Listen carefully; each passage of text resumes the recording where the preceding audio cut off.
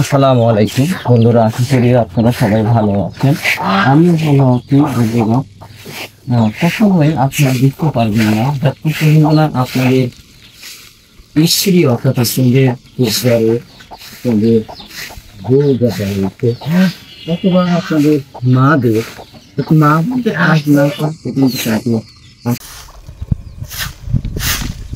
তাদের করবেন কিন্তু বুঝতে পারবেন না। বন্ধুরা, আমাদের জন্য আমাদের ঋতুটা এত কষ্ট করে, আমাদের মায়েরা আমাদের বোনেরা এত পরিশ্রম করে, তারপরও আমরা কেন জানি আমরা তাদেরকে তাদের দাম দিতে পারি না। আসলে তারা যে পরিশ্রম করে এই পরিশ্রম দাম তো তারা দিতে পারবে না।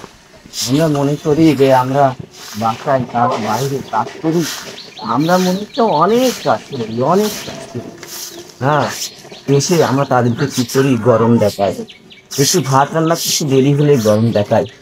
ঘর বাড়ি যদি কখনো মনে শোনায়, তারা যদি কোন কাজ করতে ভুলে যায় তাহলে আমরা গরম দেখাবো।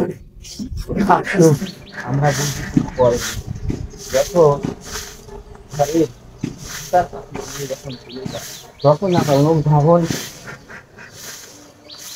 হার দেখি না তার পরিবারের যে মহিলা মানুষ, দেখি না 5 দিন বা এক সপ্তাহ যদি বাইরে থাকে বা এক মাস যদি বাইরে থাকে, তাহলেই বুঝতে পারবেন যে আপনার পরিবার মহিলা মানুষের কতটাই প্রয়োজন। কারণ কি মনে করছেন যে রান্না করা খুব সহজ?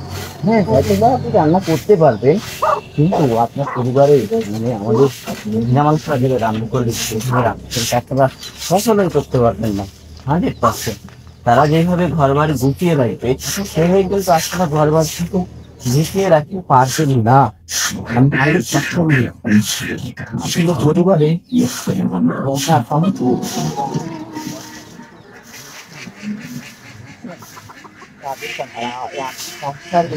রমেশ তখনই খারাপ হইল যখন আমরা দুর্বল ও খারাপ আচরণ করি। বন্ধুরা, তাই সজাগ হন, সতর্ক হন, তাদেরকে ভালোবাসুন, শ্রদ্ধা করুন, সম্মান করুন, তাদের খেয়াল রাখুন, তাদের কাজের সম্মান দিন। দেখবেন আপনার পরিবার আরো সুখী হয়ে যাবে। হ্যাঁ, তারা পরিবারে আরো কাজ করবে। আর বিবাহের চেষ্টা ও সহযোগিতার মাধ্যমে কিন্তু একটা পরিবার দাম্পত্য জীবন সুখের হয়। ফেসবুক থেকে দেখলে ফলো করবেন, আর ইউটিউব থেকে দেখলে লাইক ও সাবস্ক্রাইব করবেন। ইনশাআল্লাহ। আসসালামু আলাইকুম।